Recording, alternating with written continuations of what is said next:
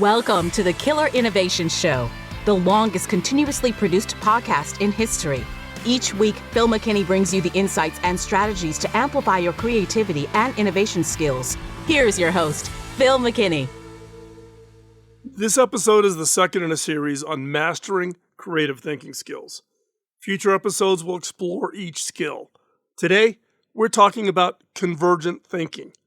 Convergent thinking sharpens your mind, focusing creativity towards finding not just any solution, but the most effective. Master it, and you turn challenges into opportunities, blending analysis with imagination to unlock unparalleled potential. Before we jump, don't forget to subscribe. You don't want to miss future episodes in the series. Let's jump in.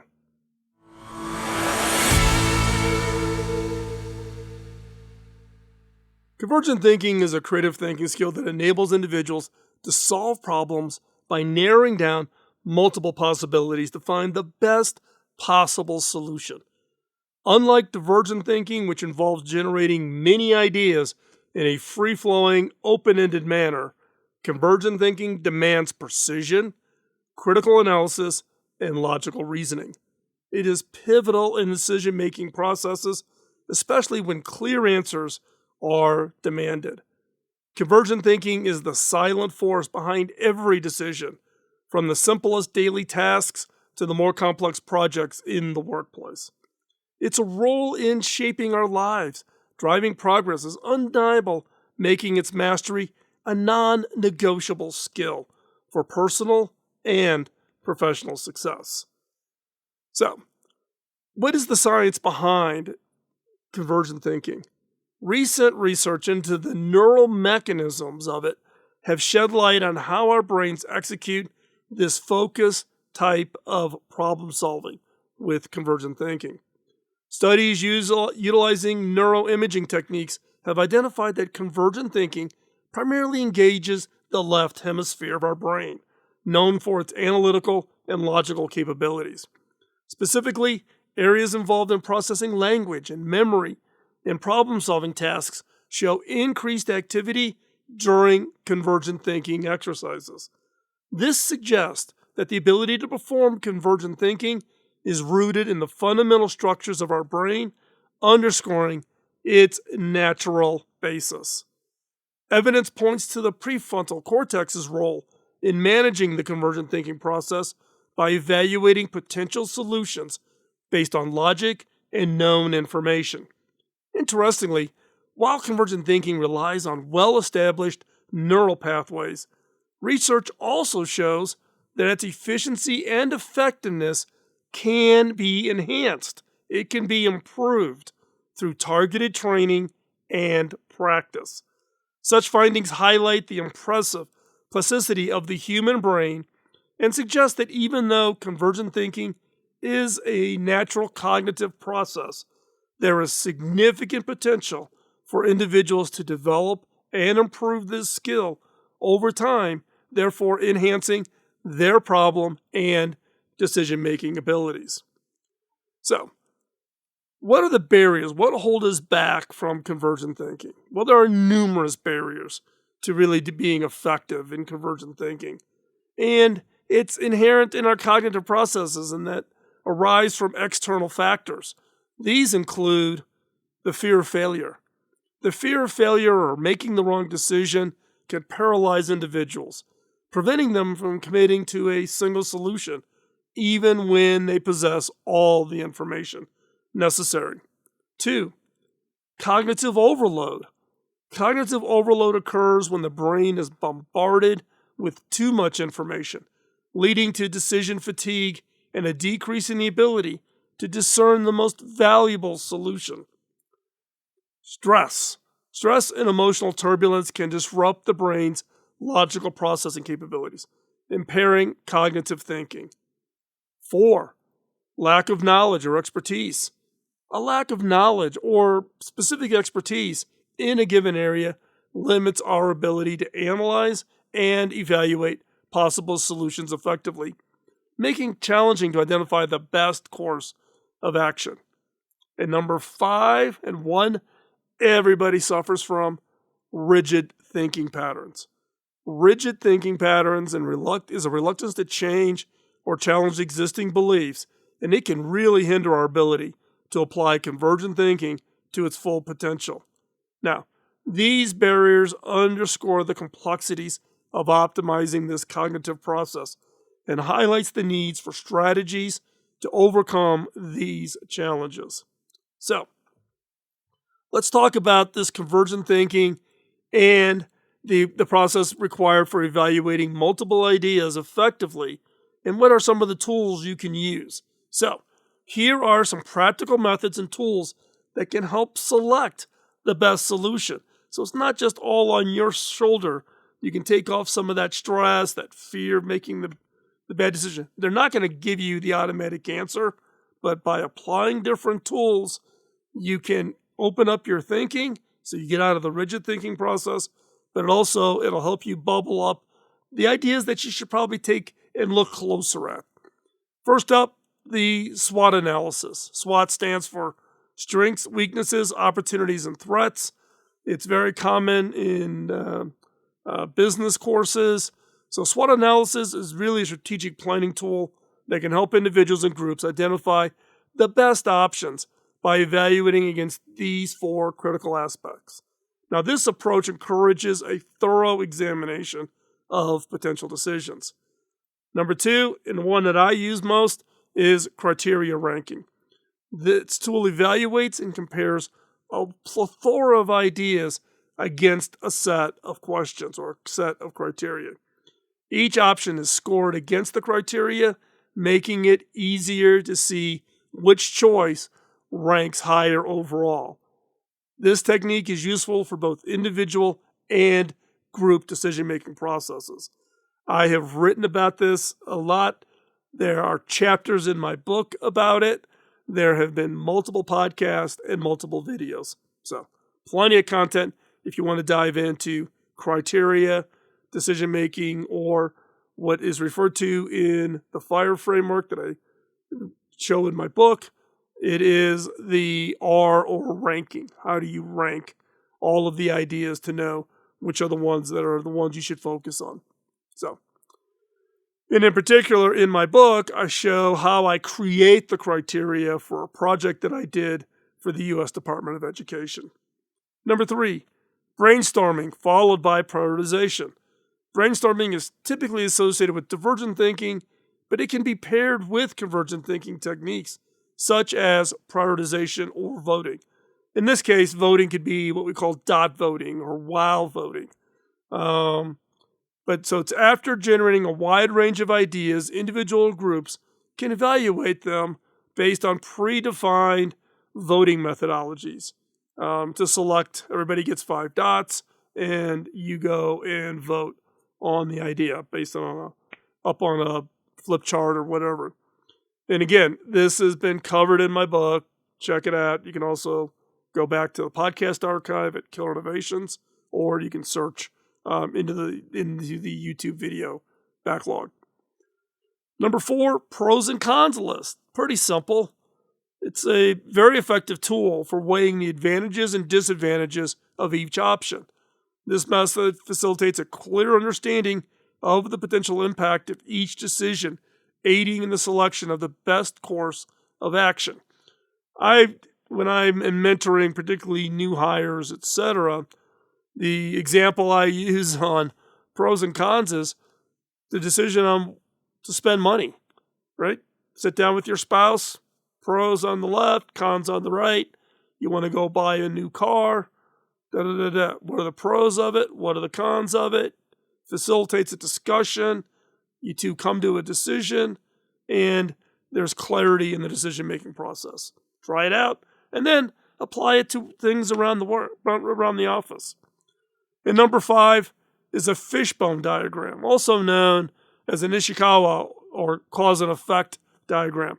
It helps identify the root causes of a problem. And then once the underlying causes are understood, it becomes easier to converge on the most effective solutions by addressing the core issues rather than the symptoms. So, whether working alone or as part of a team, these approaches facilitate a structured methodology to sift through ideas and solutions, ensuring the selection of the most effective and efficient outcomes. So, you've got tools, you've got frameworks, you've got mindset, but what about how do you master convergent thinking? Well, mastering convergent thinking involves cultivating this mindset geared towards efficiency and optimal solution finding, along with engaging in targeted exercises that sharpen your skills. So here's how you can achieve mastery in convergent thinking. First off, is you got to have the right mindset.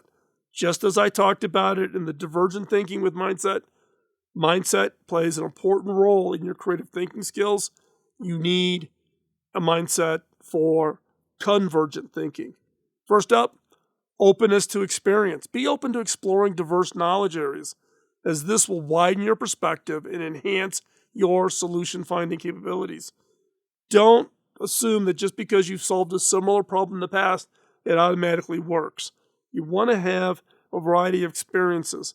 You want to have that perspective and the different perspectives that you bring so that you see problems with fresh eyes. 2, persistence. Convergent thinking often requires persistence to sift through information and ideas to find the best possible solution. Cultivate the resiliency to keep looking for solutions even when the answer is not immediately apparent. Next, you have to have a mindset of adaptability. Be willing to adapt your approaches based on the problems at hand. Flexibility in thinking ensures you can apply the most appropriate strategies to finding solutions. Now, what are some of the exercises that you can do to improve your convergent thinking? First up, a daily decision-making practice. Intentionally practice making decisions on a daily basis, ranging from simple choices like what to wear to more complex decisions like planning a project. Reflect on the process and the outcomes to refine your decision-making process skills. Now, some of you may be laughing because I've actually done episodes on why do people always see me in cowboy boots, my blue jeans, and my black golf shirt. It's because of cognitive load. I purposely have a very monochromatic wardrobe specifically so I don't have to make that decision. So while I'm saying here, figure out how you make your criteria, I've made my criteria. My criteria in the decision making on what to wear is driven by reducing my cognitive load. I don't want to have to think about what I'm going to put on today. I walk in, it's the exact same thing. I wear the exact same brand of jeans. I wear the exact same brand of shirt. I wear the exact same brand of cowboy boots. Yes, it's boring. My wife hates it. A lot of people comment on it. The annual influx of interns always get a big chuckle out of it, but it's me. So, next is use case studies. Case studies very popular for graduate programs like at Stanford or MIT or Harvard. But you can go online, you can find them, you can actually buy case studies from the major universities, and there are a lot of really good case studies on innovation and how companies came up with strategies on innovation, so it's actually a good input for that. But regularly analyze case studies relevant to your field or interest or the problem you're facing. This exercise helps understand the application of convergent thinking in real-world scenarios, focusing on problems were identified and solved. Next, play logic puzzles. Play strategy games. Engage regularly with logic, strategy games, and similar activities that require you to analyze information and make strategic decisions. These activities train your brain to focus, evaluate, and deduce the optimal path or solution. 4. Role-playing scenarios. Participate or create role-playing scenarios that require problem solving. This could include things like escape rooms. The strategy helps apply theoretical knowledge to practical situations, improving your ability to converge on effective solutions in a variety of contexts. 5. Collaborative problem solving. Working as a group on projects or tasks that require collaborative problem solving helps you hone your convergent thinking skills. The exchange of ideas and perspectives can lead to more effective solution finding, broadening your approach to problem solving, and then implementing these steps consistently with dedication. When you think about all of those things we just talked about, in mastering your convergent thinking and making it a valuable asset for both personal and professional. Now, convergent thinking, and how do you incorporate this into your creative processes? It requires a deliberative effort to balance it with divergent thinking. You don't want to be just a convergent thinker. You don't want to be just a divergent thinker. You have to combine the book. You got to put them together. So here are the strategies to make convergent thinking a habitual component of your creative routine. First, set clear objectives before beginning any creative project. This will define the criteria you use on the analysis. You need to define your goals. You need to define your constraints. This sets the framework for the creative process, and it ensures that convergent thinking has a direction from the start. Don't just do let's come up with ideas for products. And then now, how do you select? Well, is a good product one that maximizes margin or generates revenue or is low cost to manufacture, whatever. You need to have the criteria up front, then go through developing the ideas. Now you have a criteria for the selection. 2, allocate time for convergence. A lot of projects don't think about convergent thinking. So designate specific times in the creative process for focusing solely on convergent thinking. So after you got done with the brainstorming session, set aside time to analyze, synthesize, and select the best ideas. 3, practice decision-making skills. Strengthen your decision-making skills by regularly engaging in exercises that challenge your ability to choose between options quickly and efficiently. This will make decision-making more intuitive. There's some videos on YouTube where people are challenging this one particular doctor with one upfront test result, and the doctor goes through his decision-making, asking questions to get to the diagnosis. It's amazing, and he does it within 60 seconds. I mean, I'm just flabbergasted. Those are the kinds of exercises in your field that you should be trying to replicate. Not that so that you can make fast decisions, but it validates the logic. That's what you're trying to do, is build and rebuild and reinforce the logic path to the decision-making process.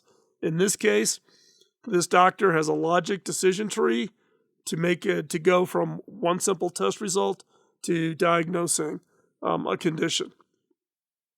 4, cultivate critical thinking. You always need to rework on your critical thinking skills by constantly asking questions about the feasibility, the efficiency, the practicality of ideas. Regularly engaging activities that challenge your analytical abilities can improve your convergent thinking skills, in addition to improving your critical thinking skills. 5, reflect and review. After completing a project, do a postmortem. Reflect on the decisions made during the convergence phase. Evaluate that effectiveness of choice and consider how different approaches could lead to improved outcomes in the future. And in reality, that's how I invented the FIRE framework. I reverse engineered how I would innovate and how I made decisions, and then tested it, reinforced it, and that's what's in my book, Beyond the Obvious.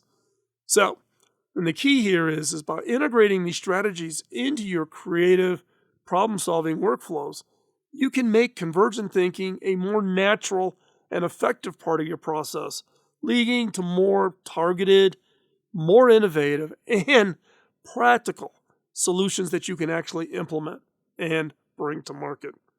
So, mastering convergent thinking is not just an enhancement of your cognitive toolkit. By weaving it together, the threads of critical decision-making, focused analysis, and strategic planning, you can develop a powerful approach to creative thinking that leads to efficient and effective innovations. This potent blend of creativity and precision prepares you to distill vast oceans of ideas into innovations as more than a skill.